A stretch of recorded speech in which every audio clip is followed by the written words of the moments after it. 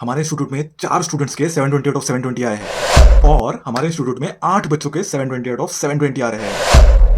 हटो, हमारे पता है कितना है? 12 बच्चों के। अच्छा गाइस, जोक्स असाइड, आज हम लोग यूट्यूब खोल रहे हैं या फिर इंस्टाग्राम खोल रहे हैं तो हम लोगों को हर जगह पे बस 720 आउट ऑफ 720 लाने वाले स्टूडेंट्स ही दिख रहे हैं। And this is very concerning. नहीं, 720 मार्क्स लाना is not concerning, this very great, ठीक है, congratulation to all of you, ठीक है, जिनका बहुत अच्छा मार्क्स आया है। लेकिन the concerning part is the advertisement of 720 marks. ठीक है, आप आज हर कोचिंग इंस्टीट्यूट को बस इसी चीज़ को हाईलाइट करते हुए देखोगे कि हमारे इंस्टीट्यूट में इतने स्टूडेंट्स ने 720 आउट ऑफ 720 लाए। एंड इसका कंसर्न ये होता है कि आप, ठीक है, नीट 2025 के एस्पिरेंट्स या फिर आगे जितने भी नीट एस्पिरेंट्स हो, आप लोग वो जो 720 मार्क्स का टैग है ना, उस चीज़ को देखते हुए आप आपका इंस्टीट्यूट सेलेक्ट करने वाले हो, आप आपका कोचिंग इंस्टीट्यूट सेलेक्ट करने वाले हो, या यूँ कहो कि आप अपना आने वाला नीट का पूरा जर्नी आप सिलेक्ट करने वाले हो, ये एक 720 आउट ऑफ 720 मार्क्स को देख के। अच्छा, डज इट मीन कि जिनका 700 मार्क्स आ रहा है, जिनका 650 मार्क्स आ रहा है, they are not good enough? नहीं, ऐसा नहीं है। आज हमारे पास 650 के तो बहुत सारे स्टूडेंट्स हैं, लेकिन 680 690 मार्क्स वाले भी स्टूडेंट्स हैं। लेकिन हम लोग उनको शो करने से, हम लोग उनको दिखाने से, अपलोड करने से, शेयर करने से कहीं ना कहीं अंदर से झिझक रहे हैं। ठीक है, उसका ये रीज़न है क्योंकि हम लोगों ने उसको पोस्ट करते ही फिर बहुत सारे कमेंट्स ऐसे आएंगे कि यार क्या ही मार्क्स है ये, ठीक है, बस 690 680 बस। उस इंस्टीट्यूट में तो 720 आउट ऑफ 720 आ रहा है, उस इंस्टीट्यूट में तो इतने सारे स्टूडेंट्स हैं जिनका 720 आ रहा है, जिनका 710 आ रहा है। सो 710 तो अलग हो गया, 710 वाले नहीं बोलोगे, आप लोग बस 720 से ऑब्सेस्ड हो, राइट? सो आप लोग बस 720 के पीछे भागोगे, लेकिन which direction is it taking you guys? That is my main concern, that is my main question. आपको बहुत अच्छे से एक बार ना रीथिंक करने की बहुत ज़्यादा ज़रूरत है, ठीक है, before selecting your institute, before selecting your coaching institute. आगे नीट 2024 के 5 के या फिर आगे के नीट प्रिपरेशन के लिए आप ये 720 मार्क्स को देख के ना अपना इंस्टीट्यूट सिलेक्ट मत करो, because this is very gimmick. ये 720 मार्क्स वाला जो बिजनेस है ना, this is much bigger than even you can imagine. जब बड़े हो जाओगे ना तो समझोगे कि एक्चुअली में ग्राउंड रियलिटी पे, ग्राउंड लेवल पे चल क्या रहा है। ये एंटी वाले स्पेशली, उनके बारे में खैर क्या ही बोले। आपने अगर इस बार नीट का पेपर, नीट 2024 का पेपर अगर आपने अच्छे से देखा होगा ना, आप रियलाइज़ करोगे कि इसमें इतनी ज़्यादा फॉर्मूला बेस्ड और इतने बेसिक क्वेश्चंस थे जो आपके बोर्ड्स में नहीं पूछे जाते हैं।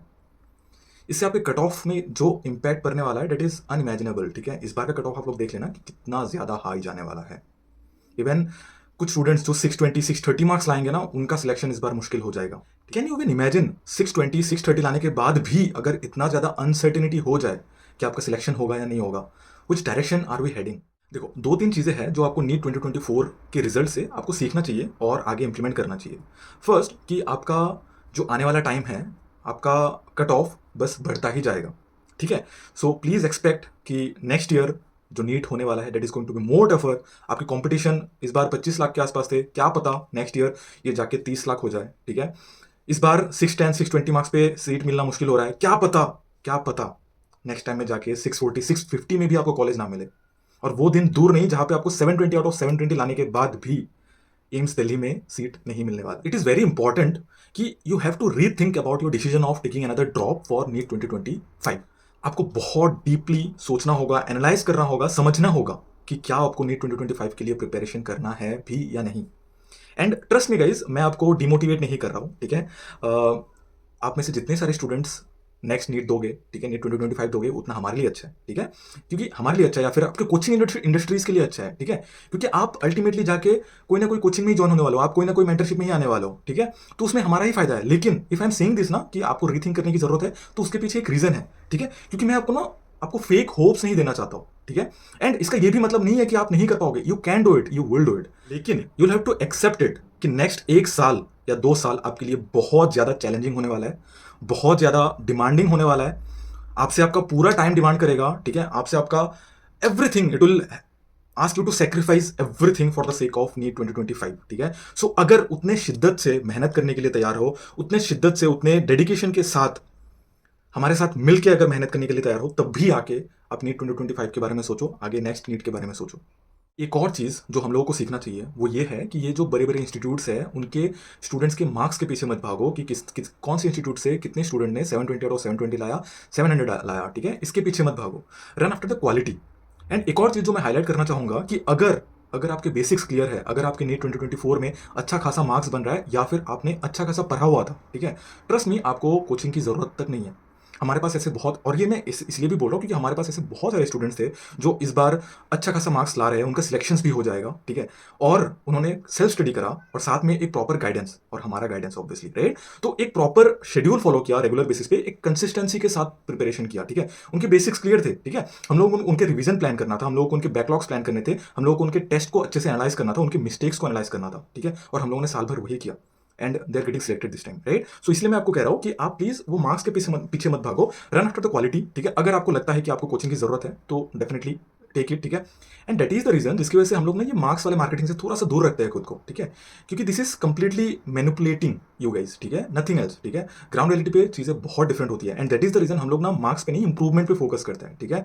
और आपने देखा होगा यूट्यूब पे, हमारे चैनल पे भी अगर आपने देखा होगा ना, पहले हम लोग बहुत सारे ऐसे पॉडकास्ट वगैरह डालते हैं जहाँ पे ना हम लोग 400-500 मार्क्स लाने वाले स्टूडेंट्स के साथ भी हम लोग पॉडकास्ट करते हैं, बात करते हैं, उनसे उनकी इंप्रूवमेंट जर्नी के बारे में पूछते हैं, जानते हैं कि कैसे उन्होंने इंप्रूव करा है, क्योंकि इट इज डेट की लास्ट टाइम उन्होंने 150 मार्क 200 मार्क से लेके 450 500 600 तक कैसे स्कोर किया। That is what was important for us, like the journey, क्योंकि हम लोगों ने आपकी जर्नी को बहुत क्लोजली ऑब्जर्व किया है ना। हम लोगों ने आपको ग्रो होते हुए देखा है, 150 मार्क्स से लेके 450 500 600 मार्क्स तक किस तरीके से आपने क्या क्या चेंजेस खुद में लाके फिर आप वो मार्क्स स्कोर कर रहे हो, वो हम लोगों को पता है ना। और वही चीज हम लोग आप तक पहुंचाने के लिए ऐसे स्टूडेंट से बात करते हैं, डेट इज द रीजन, ठीक है। एंड आप में से कुछ कहते हो कि PC point mentorship is expensive. यार ऑनेस्टली स्पीकिंग बुरा लगता है जब आप लोग हमें जनरली रैंडमली किसी भी नॉर्मल मेंटरशिप के साथ कंपेयर करते हो, या फिर आप लोग हमें एक ऑनलाइन बैच के साथ कंपेयर करते हो। आपको थोड़ा सा मैथ या कैलकुलेशन समझना होगा कि जो आप नॉर्मल कोचिंग या फिर सॉरी मेंटरशिप की बात कर रहे हो, ठीक है, जनरल जो मेंटरशिप देते हैं, जो आपके भैया दीदी सो कॉल्ड, वो लोग जो मेंटरशिप दे रहे हैं आज के डेट पे, ठीक है, कि आपको एक व्हाट्सएप ग्रुप में 100 बच्चों को एक साथ आपको ऐड कर दिया, वहां पे बस मॉर्निंग में एक नोट आ रहा है कि आपको ये करना है, ठीक है, और हो गया, बस मेंटरशिप वहीं पे समाप्त है ना। आपको एक रैंडम सा आपको एक डेली टारगेट पकड़ा दिया जाता है या फिर वीकली टारगेट पकड़ा दिया जाता है कि आपके पास 7 दिन है, आपको 7 दिन में ये करना है। वो लोग आपको जानते तक नहीं है, है ना। आप कौन से इंस्टीट्यूट में हो, आप क्या कर रहे हो, कुछ लेना देना नहीं है आपके इंस्टीट्यूट में, आपके बैच में क्या आपका रैंक है, ठीक है, nothing, they know nothing about you, है ना। तो 100 लोगों के, 200 लोगों के, 500 लोगों के ऐसे बैच में बस एक वो वॉइस मैसेज या फिर एक वो आपके टारगेट भेज देने से उसको मेंटरशिप नहीं बोलते हैं, ठीक है। हम लोग, आप जब ज्वाइन होते हो, those who have joined us, you guys know कि आप जब हमें ज्वाइन करते हो आपको स्पेशली एक कॉल जाता है जहाँ पे आपकी रिक्वायरमेंट समझते हैं हम लोग, है ना। सबसे पहले कि आपको आपका रिक्वायरमेंट क्या है, ठीक है, आपके कोचिंग वगैरह के बारे में जानते हैं, आपके मार्क्स जानते हैं एंड आपकी रिक्वायरमेंट क्या है, उसके अकॉर्डिंग फिर आपको मेंटर अलॉट करा जाता है ना। और वहीं पे खत्म नहीं होता, वहां से तो शुरू हो रहा है, उससे पहले आप लोगों का ग्रुप भी नहीं बनता, उसके बाद बनता है आपका ग्रुप, ठीक है, जहाँ पे आपके सीनियर मेंटर, ग्रुप मेंटर और आपके सुपरवाइजर मैम, ठीक है, ये 3 लोग आपके साथ लगातार constantly they work with you, ठीक है, टिल योर नीड। और 1 साल लगातार वर्क करने के बाद, ठीक है, उसके बाद जाके हम लोगों को वो इंप्रूवमेंट दिखता है, उसके बाद जाके हम लोगों को रिजल्ट मिलता है, right. So this is not a one day game, है ना, ये एक दिन का खेल नहीं है, या फिर एक ग्रुप में बस एक ऑडियो मैसेज या फिर एक पेपर में कुछ लिख के टारगेट वगैरह लिख के दे देना। That is not what is called mentorship, ठीक है। And then you compare us with the batches, ठीक है। यार वहां पे एक बैच में 1 लाख बच्चे एक वीडियो रिकॉर्डिंग आपका देख रहे हैं, ठीक है, उससे उनको जो भी सीखना होता है they learn it, that's great, ठीक है, उनका जो प्राइस पॉइंट है दोज आर ग्रेट, लेकिन उसको आप मेंटरशिप के साथ कंपेयर नहीं कर सकते हो ना। मेंटरशिप में अगर एक स्टूडेंट है, ठीक है, उनमें हम लोगों को अगर एक्स अमाउंट ऑफ एफर्ट देना पड़ता है एक स्टूडेंट के लिए, अगर 2 स्टूडेंट होते हैं we have to double our effort, ठीक है, 2 स्टूडेंट के लिए 2 अलग अलग मेंटर, ठीक है, या फिर एक मेंटर भी अगर एक बच्चे पे एक्स अमाउंट ऑफ एफर्ट डाल रहा है तो दूसरे स्टूडेंट के लिए, मतलब 2 स्टूडेंट के लिए एक टाइम पे 2x अमाउंट ऑफ एफर्ट डालना पड़ता है, ठीक है। ऐसा नहीं कि वन एक्स एफर्ट पे 2 बच्चे या फिर 10,000 बच्चों को एक साथ गाइड कर सकते हो, no it is not like that. हम लोग जब पर्सनलाइज्ड मेंटरशिप बोलते हैं ना, वी मीन इट, राइट। हम लोग मीन करते हैं कि पर्सनलाइज मेंटरशिप है क्या, और उसी के बेसिस पे आपको गाइड करा जाता है, उसी के बेसिस पे आपके टारगेट्स बनते हैं एंड आपके टारगेट्स डेली चेक होते हैं, है ना। उसमें जो भी स्कोप ऑफ इंप्रूवमेंट होता है वो सब आपको बताया जाता है, जो आपकी गलतियां करते हो, जो आप टारगेट्स कंप्लीट नहीं कर पाते हो उसके बारे में आपको पूछा जाता है, ठीक है। और जेन्युइन रीजन हुआ तो ऑब्वियसली हम लोग समझते हैं, सुनते हैं, ठीक है, नहीं हुआ तो आपको समझाया भी जाता है।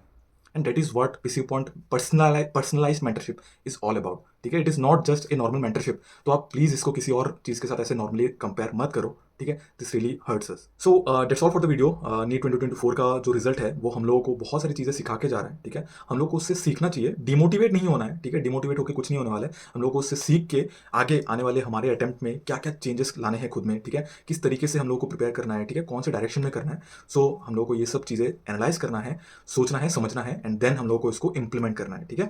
सो अगर आपको पीसी पॉइंट मेंटरशिप के बारे में और जानना है, ठीक है, तो हम लोगों को इस नंबर पे मैसेज कर दो, ठीक है, will reply you, will help you understand more about it and please make us a part of your NEET preparation journey. हम लोग साथ मिलकर लड़ेंगे।